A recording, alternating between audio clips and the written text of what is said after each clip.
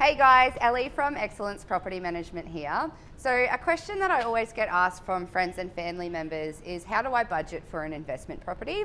And quite often when I meet with potential new owners, they have done a budget, however all of that they have included is basically their mortgage repayments versus the rent that they're going to get.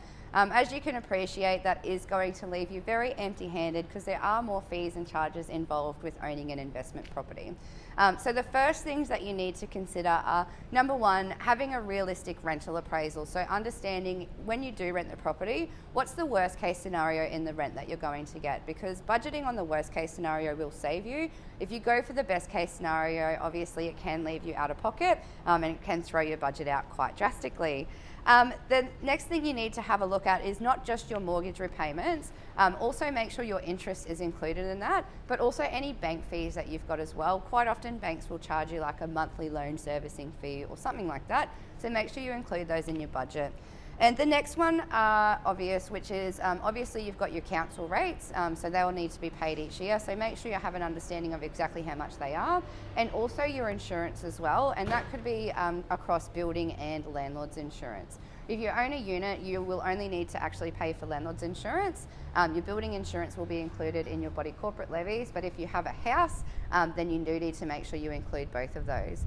If you do own a unit and it is strata titled, then obviously you will have body corporate fees that come into that, so make sure you get an accurate figure on your body corporate levies. And then on top of that, just understand there are further charges that you may incur. So number one is going to be maintenance and upkeep of the property. My general rule of thumb is if you allow 2.5% of the property's value each year, that should cover you for any maintenance that needs to be done unless something major does happen. And then last but not least is your property management fees. So you can get a couple of appraisals from a couple of different agents to give you an idea of how many fees you might be paying across the year. But basically they're all the expenses that you're going to incur with having an investment property.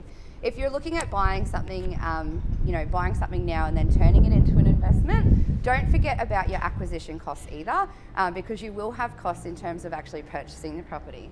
So the first one you'll have is stamp duty, so don't forget about stamp duty. You will have to pay that on anything that you purchase. And then you'll also have conveyancing fees with your solicitor. You will need to pay for a building and pest inspection. And if it's a unique style of property, I do often advise people to get an independent valuation. They do cost money as well, but if you don't know the true value of the property, don't buy it until you've got an independent valuation, because you don't know if you're paying too much for it. You don't want to pay too much for a property. We've all seen what's happened in the last 10 years. It can leave you very high and dry if that's what you do. So bringing it all together, your rental return, less the expenses that I went through before, and those acquisition costs if you are purchasing a property now, will give you a bottom line. So if that figure is basically break even, or you've got a positive figure at the end of that, it means you've got a cash flow positive investment property, and that's a really good investment choice to make. If you've got a negative balance, it's not the be all or end all. Remember, there is capital growth that you may get, but it is going to be a little bit more risky. So if you're in a situation where you have to rent your property out and it is negative, don't stress too much. Sometimes that can be a better option than selling it for a loss now. But if you're looking at purchasing something and you've got a negative figure, it might be a good idea to go back out into the market and see if you can find something that stacks up as positive. I hope this information was helpful, but if you have any other questions, please feel free to give me a call on 4408 8062. Thanks guys.